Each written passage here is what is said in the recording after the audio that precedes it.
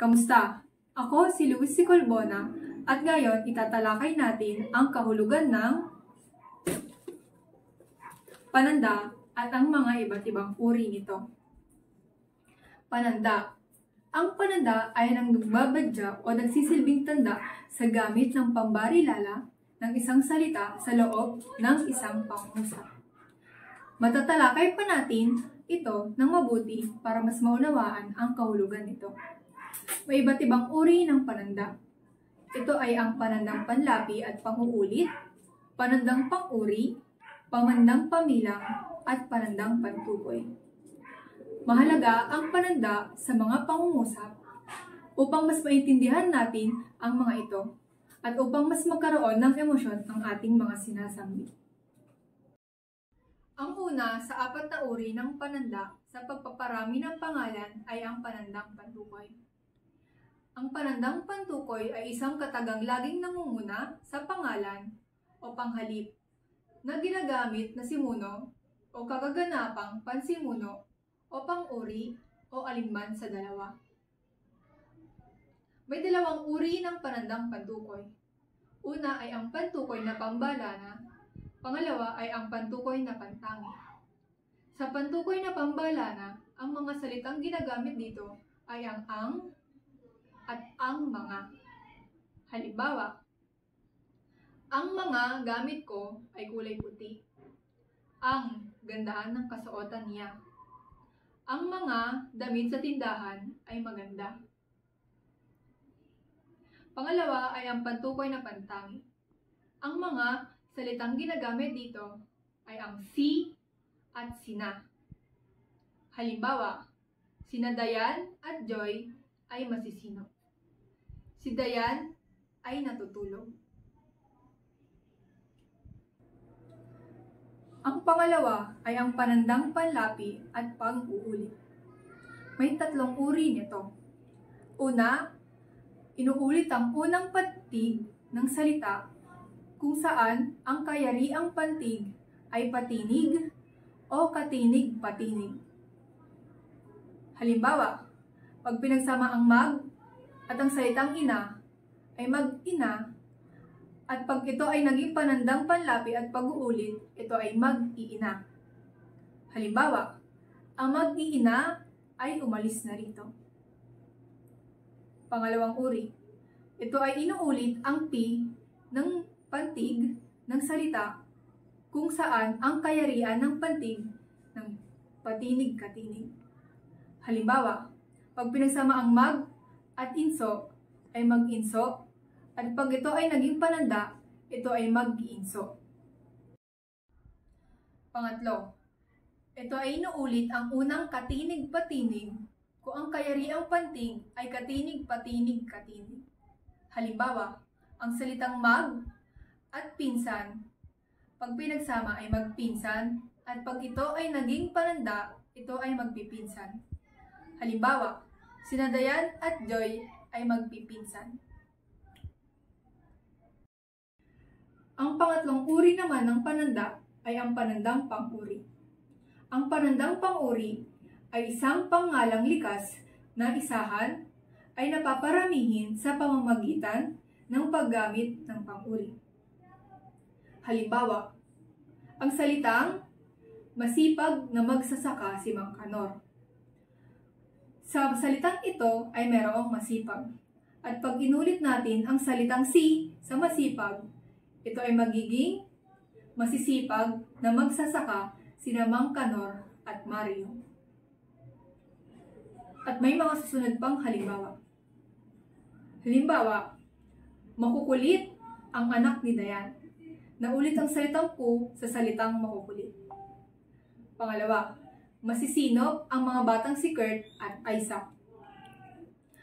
Naulit ang salitang si sa masisinop. Pangatlo, si Dayan at Joy ay magaganda. Naulit ang salitang ga sa salitang magaganda. Sumunod naman ay sina Jo Marie at Ariel ay malalakas ang boses.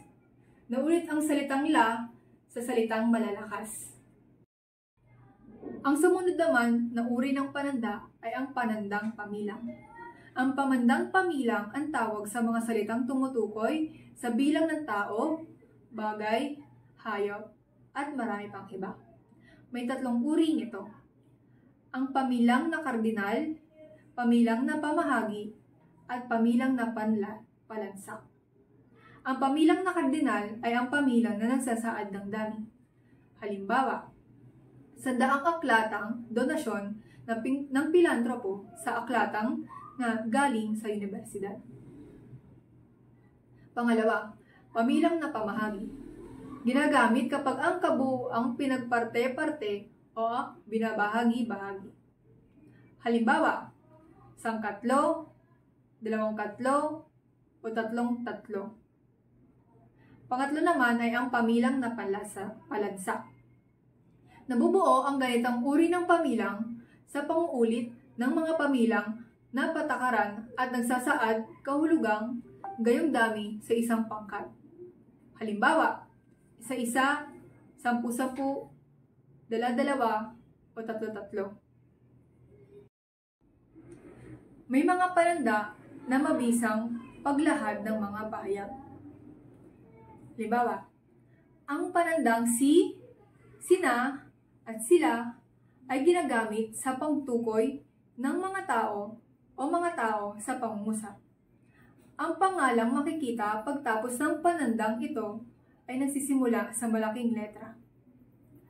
Pananda, si, sina, at sila. Kapag isahan, ang ginagamit na salita ay si, pag maramihan, ang salitang ginagamit ay sila at sina. Halimbawa, si Wena ay nagbabasa ng libro. Ang salitang si ay isang uri ng pananda. Sina Wena at Lester ay nagbabasa ng libro. Ang salitang pananda rito ay ang salitang sina. May iba pang pananda na pwedeng maging mabisang paglalahad ng ating mga pahayag. Ang panandang ni at nina ay ginagamit sa pangalang nagmamay-ari ng mga bagay o gumagawa ng kilos. Ang pangalang makikita pagtapos ng panandang ito ay nagsisimula sa malaking letra. Para sa isahan, ginagamit natin ang salitang ni, at para sa maramihan, ginagamit natin ang salitang nina. Halimbawa, ang laruan ni Jason ay kulay asul. Ang salitang ni ay isang pananda. Ang laruan nila Jason at Mark ay ang saranggola. Ang salitang nila ay isang uri ng pananda. Subukan natin ang iyong kaalaman. Sa loob ng 10 segundo, sambitin ang mga sumusunod na halimbawa kung ito ay salitang panandang panlapi at pag-uulit, panandang pang-uri, panandang pamilang, o panandang pantukoy. Una, 4 silang magkakapatid.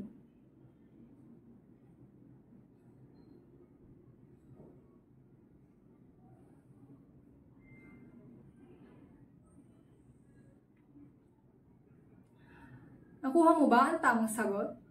Ang tamang sagot ay panandang panglapi at pag-uulit.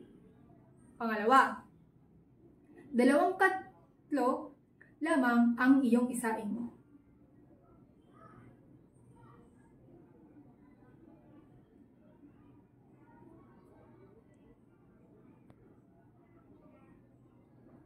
Nakuha mo kaya ang tamang sagot? Ang tamang sagot ay panandang pamilang. Masubukan pa natin ang iyong kaalaman. Meron pa ako ditong mga sumusunod na halimbawa. Halimbawa, ang guro ko ay masipag.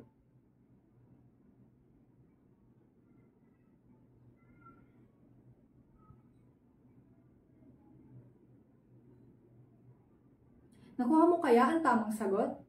Ang tamang sagot ay panandang pantukoy. Sumunod naman, dala-dalawa lamang ang maaaring pumasok sa loob.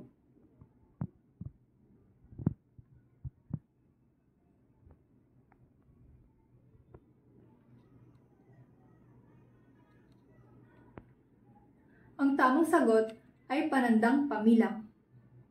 Sumunod na halimbawa naman. Sina Isaac ang may-ari ng librong hawak mo.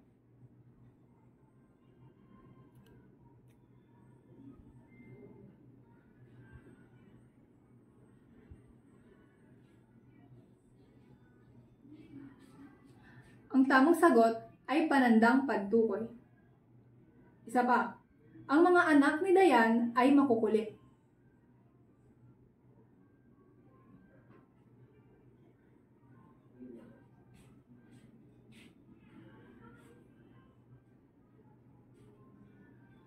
Ang tamang sagot dito ay panandang pang-uri. Ilan kaya ang nakuha mong tamang sagot? May natutunan kaya kayo sa ating diskusyon? Sana ay marami kayong natutunan. Tatalakayin naman ng isa pa nating kasama ang patungkol sa paksang pula.